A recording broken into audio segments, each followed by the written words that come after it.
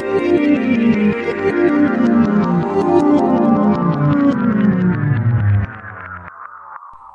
दोस्तों, आशा करती हूँ कि ये बसंत पर्व आपके लिए बहुत मंगलमय रहा हो। गुरुदेव कहते थे कि बसंत पर्व मेरे लिए बहुत विशेष है। मेरे गुरुदेव का साक्षात्कार हुआ था इस दिन, और इससे पहले के दिन को, इससे पहले के जीवन को मैं जीवन मानता ही नहीं हूँ। जिस दिन बसंत पंचमी के दिन मेरे गुरुदेव ने दीपक में अपना साक्षात्कार दिया, उसी दिन मेरे जीवन का आरंभ हुआ। तो क्या हम भी ऐसा सोच सकते हैं? क्यों नहीं सोच सकते? एक श्रेष्ठ गुरु बड़ी मुश्किल से मिलता है, और अगर मिल गया है तो क्या हमें उनका सम्मान, उनका निर्देश पालन नहीं करना चाहिए? बिल्कुल करना चाहिए। लेकिन क्या हम करते हैं? अगर हम अपने हृदय से पूछें तो हमारा हृदय कहेगा नहीं। हम अपने गुरुदेव तो मानते हैं, पर उनकी नहीं मानते। मेरे बाल संस्कार शाला चलाने के इच्छुक साथियों, बाल संस्कार शाला चलाना बहुत बड़ी बात नहीं है। कोई भी अपने घर में, अपने मोहल्ले में, किसी कोचिंग सेंटर में, किसी स्कूल में बच्चों को इकट्ठा करके बाल संस्कार चलाने की कोशिश कर सकता है। लेकिन जो गुण अपने अंदर ही ना हो, वो गुण हम किसी को कैसे दें? अगर हमारे पास खुद के पास पैसे नहीं होंगे तो हम दूसरों को उधार कैसे देंगे? ठीक वैसे ही है संस्कार, वैसे ही है अच्छे गुणों का समन्वय। अगर वो हमारे अंदर ही नहीं है तो हम दूसरों को कैसे दे पाएंगे उसे? इसलिए सबसे पहले तो अपने आप को इस तितिक्षा पर उतारना है कि क्या हम इस योग्य हैं कि नई पीढ़ी को गढ़ सके। गुरुदेव कहते थे कि बाल संस्कार शाला का अर्थ है उच्च स्तरीय व्यक्तित्व को गढ़ना। क्या हमारा व्यक्तित्व उच्च स्तरीय है?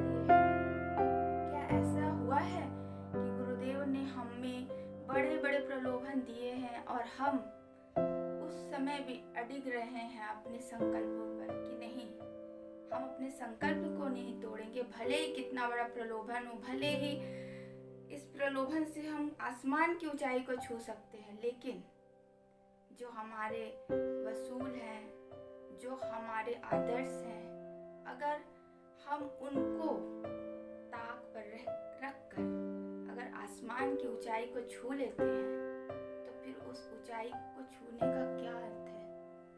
कोई अर्थ नहीं होता। जब तक आप खुद प्रयास नहीं करते, खुद संघर्ष नहीं करते अपने आप को आगे बढ़ाने के लिए, तब तक आपकी सफलता का कोई अर्थ नहीं रहता। दूसरी बात बाल संस्कार शाला के शिक्षकों के लिए कि आपके अंदर वसुदेव कुटुंबकम का गुण हो। गुरुदेव और माता जी क्यों लाखों करोड़ों लोगों की जिंदगी में माता पिता बन गए? क्यों लोग कहने लगे माता जी? क्यों लोग कहने लगे पिताजी? क्या हम कभी ये सोच पाते हैं कि जिन लोगों ने उन्हें नहीं देखा कभी, आज जन्म लिए हैं, वो भी उनके पीछे मतलब ऐसे दीवाने हैं जैसे मीरा कृष्ण के लिए थी, लेकिन वो हमारे साथ क्यों नहीं हो पा रहा है? क्योंकि हम तो हम हैं, हम में तो अहम है। आपने तो अपने आप को विकसित ही नहीं किया। अगर आप तक ही रह गए तो फिर आपके जीवन भर की साधना का क्या महत्व है? आप ही बताइए।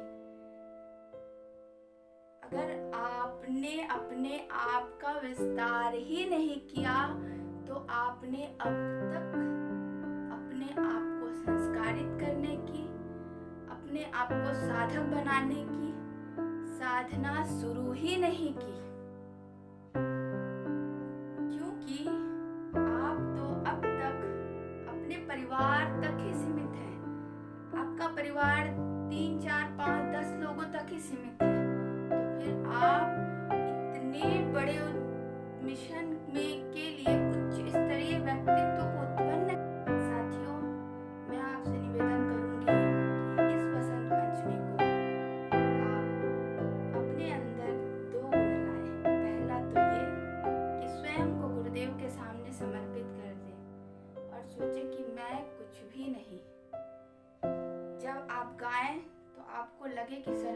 मेरे कंठ से गा रही है। जब आप लिखें तो आपको लगे कि सरस्वती माता, गायत्री माता साक्षात उतर गई है उस लेखनी में।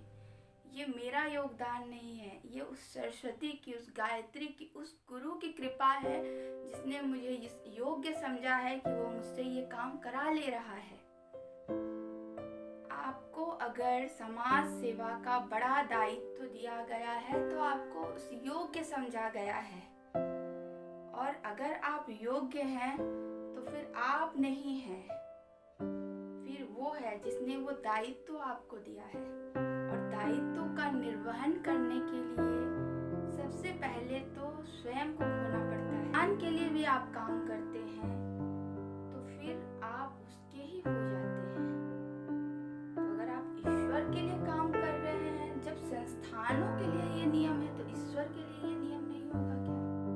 ये बात तो बच्चों को आप उनके अभिभावक लगे, उसके लिए आपके अंदर वसुधैव कुटुंबकम का गुण होना चाहिए। जब आप बच्चों के सामने ये कहेंगे कि मेरा भाई ऐसा, मेरी बहन ऐसी, मेरी दीदी ऐसी, मेरे बुआ का बेटा ऐसा, तो बच्चों में ये भेदभाव आ जाएगा कि अरे, जिन्हें मैं अपना समझता हूँ, जिन्हें अपना अभिभावक समझता हूँ, वो तो मुझे अपना नहीं समझ। इस बसंत की बेला में एक साधना का संकल्प ले, भले ही एक छोटा ही साधना का संकल्प हो, बहुत बड़ा ना हो, पर आप छोटे ही साधना का संकल्प लीजिए, छोटे रूप में शुरू करिए और धीरे धीरे चीज़ों को पढ़िए, समझिए कि हम कैसे बच्चों को गायत्री मंत्र के अर्थ के साथ उन्हें गायत्री मंत्र सिखा सकते हैं। हम कैसे ध्यान छोटे रूप में बच्चों को करा सकते हैं कि उनका ध्यान एकाग्र हो पढ़ाई के लिए। हम कैसे खेल खेल में उन्हें अच्छी बातें सिखा सकते हैं।